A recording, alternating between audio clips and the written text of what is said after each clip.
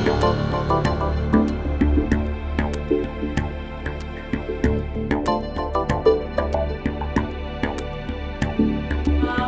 the structure of our talk is basically how we run our business and how that's evolved over time. I'll just introduce this, the talk, and then Greg will talk for most of it because I tend to waffle, as a lot of people know, and Greg's much more succinct. We just want to recognise that our enterprise is called AH Bear & Sons, so there's Greg and myself, and then there's also Greg's brother Graham, who's here, and Graham's wife Rosina. So we all work equally on the business in a strategic capacity. So really this talk is about teamwork and how we believe that teamwork is a really great thing to focus on when you're going forward in a business. Basically it helps us share the load. It also, we have a greater skill base, which we'll talk about with personality types. We all really try and work on our strengths. And it also probably allows us to actually grab any opportunities that come our way.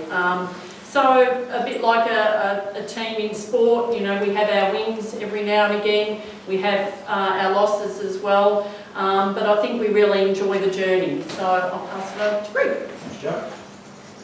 I won't go through all of it, but it's hopefully you've been reading it for the last little bit, haven't you, Macca? Pre-1988 we were pretty much basically the same as most other mixed farmers around here. We tried to grow a bit of hay, cropping, cattle, sheep, etc, etc. 1998 we completed a holistic grazing management course, which I can explain if anyone's interested in it. It's just to do with grazing, and we also from that we also changed a little bit, but we got basically from there, soon after we changed back to just one enterprise, which was sheep. And throughout there's been a lot of things go on, but over time and beyond, or 2013 onwards, we basically own around 4,000 hectares, and we're managing, which I'll explain here, we're now managing 3 enterprises. From 4,000 we're sort of managing on 3 enterprises, which is approximately 9,000 hectares. AH Bear & Sons #1 is our home place. Bright Futures is managing a sheep enterprise on Vic Super at the farm north of Kerrang, which Jo manages. And Parks Victoria is a bit of an sort of an adjunct to AH Bear. I actually manage that as well. And that is a grazing, fuel reduction grazing contract, which we've got for 3 years at the moment. That's pretty much the area. And taking a step back from that is that when we went to one enterprise, we worked out that we ran sheep and it was a good enterprise, but we didn't do enough of it. It was financially good, but we weren't making enough from it. So with a lot of sitting down, working out different options, what we can do, we've been fortunately, a few things have stuck up. Hence, Bright Futures has come up, and basically environmental grazing, because we've done a bit of work with Trust for Nature prior to Parks Victoria, so we've done a lot of work with that. Our main business, if you can imagine your own business, our main business is addressed by all these areas like a wagon wheel. Each one of those is as important as each other, and obviously communications, it's a pretty obvious one, very strong. The holistic approach is actually approaching all parts of the business, so taking away what you see there. The holistic approach is treating people, your land, your livestock, and your actual financial business as equal as each other. One's not, you might find that you might be strong in one area, which could be going out milking cows, but we see that every area is important. So the backbone, the basics, we've got a vision as a business and we've got values. For that, a lot of our decisions, sitting down, a lot of our decisions moving forward from once we made these, we've all went through and we feel strong about those, particularly the vision and the values. We can now make a decision around that. We sort of feel like this is our direction because this is how we feel, this is actually where we want to head. It actually sort of tells you your story of how you feel about agriculture. So this is what I was saying before there, the main areas around business is people management, land management, farm production, business growth, business management systems and knowledge network, all equally as important as each other. Each one gets its own time. When we meet, we have periods throughout the year that we sit down and we actually look at each one of those. And behind all those, there is policies. There's risk management policies and there's also farm production policies behind those that are reviewed every year. It's important because then a good example is, say, the sheep management policy. That's my area. I know that that's what I've got to try and follow and achieve. There could be a description of the type of sheep that we need to run, etc., etc. It's something that guides me. Personality profiles. Has anyone done personality profile before? Not enough, because personalities, when you're dealing with other people and you notice that they're different, or they seem to be different, or they're probably thinking exactly the same as you, but they just do things differently because they're a different personality.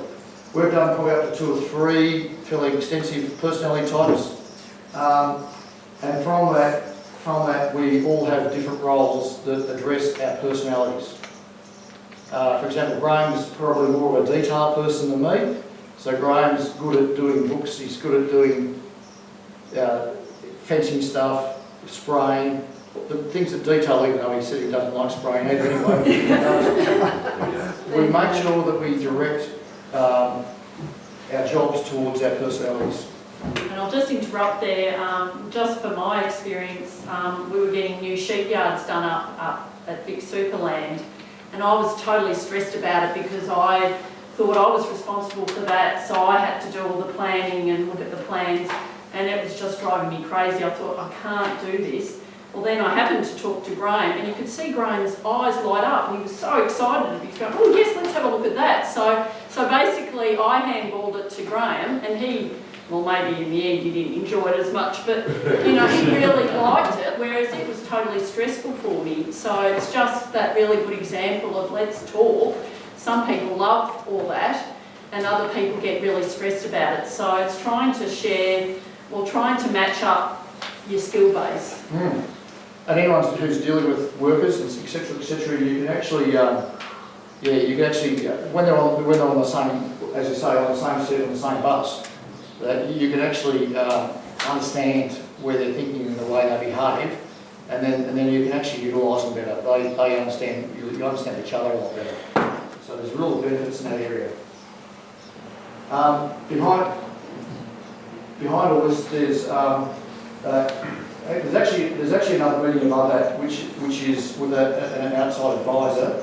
But taking that into account, we have on the farm, we have monthly strategic planning meetings. That involves the 4 of us. We sit down for half a day every month. It's probably with a proper agenda prior to it. Any information we need to bring to the meeting, we actually have an email to each other so that everything's read prior to the meeting. In the monthly strategic meeting, that's all the high level stuff. That's succession, that's dealing with insurance, that's dealing with accountants, whatever else. Anything that everyone needs to decide on. Really good. I was talking to someone after we spoke this morning, Margaret, and I said that the best part is that you might be naturally quiet. You might hate meetings, but over time you actually become a lot better person about meetings. You actually then understand what people really enjoy and really want. So it actually becomes, once you actually provide your information, so my information to everyone, then everyone's I understand what you're doing now. So it's the way of communicating to everyone what you're doing. fortnightly meetings. It tends not to be Monday AM. It tends to be at times whatever we can. But it's pretty. We're pretty strong about that. We look 2 or 3 times a year. We might be a bit late when we're really busy. Fortnightly, they call it Whippies. It's working in the business. That's when Graham, myself and Joe, we all sit down. Joe talks about her role up north, whether she needs my hand. We all write down what we are doing in that 2 weeks. That's very important in their areas. So it's written down. We all get a copy of it, and we can tick it off, so we know what we're each doing. And those jobs are driven to what our goals are, and driven to what everything is in our areas. Key support people, everyone's got support people around them, bank managers, stock agents, etc. Dairy farmers probably would have more than that are so important to them in their business. We make a real effort to meet them once a year, sit down, talk to them about what went well, what could be better. It's certainly really important over time. Then you can actually give them, if we run into a dry period, you want to sell some things, it's a great time to say, this is my list, this is what's going on, this is what I expect from those sales, or etc. Or I want to buy some stock, this is what's happening. It clarifies, and it brings say a stock agent into you and understands your business so much more. There's some real benefits in that area. Originally I go, oh, that seems a little bit high-fetched, but it certainly is a great relationship builder in that area. So, for example, this is the year that's just gone, previous 12 months. When you come across a dry season, this is just good examples. We certainly made the decisions we made, you can read, but prior to those decisions, prior to that summer, I would say around August, September, I'll be starting to write down some things that need to be done well before that. I'll be writing down number of stock that will be going, what are our options. The decision last year was to put 700 ewes in containment areas. We sold lambs early. We kept enough water just to feed water looser, and that ewes went on to that. Selling water temporary, focused on people in the business. In tough times, you need people to be you need to focus heavily on each other, make sure that they're right, having holidays, etc.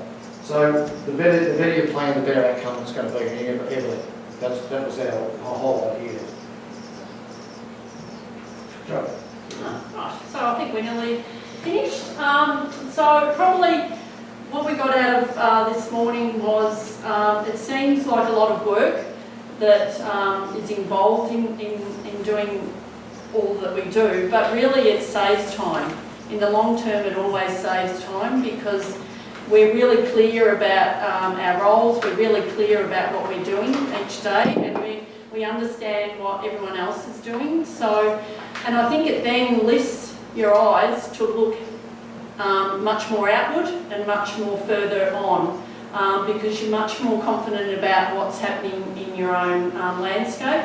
So that's given us the chance to explore some opportunities that have come our way. And that includes working with Big Super, and that's been an amazing opportunity for myself to come back and work full time in the business, and that has been great. And then also working with Parks Victoria and Trust for Nature, that's been a great experience with that environmental side. And we're looking at lots of other environmental opportunities. We've got a song meter out at the moment, hoping we can get some Plains Wanderers. We're looking at their little southern pygmy perch little fish that are quite endangered little wetland fish species around this area. And I've also been to India over the last 2 years supporting disadvantaged women and hope to continue with that. So it's a really exciting time, and it's a great time for our business as well. And I probably just wanted to finish up at Maribit.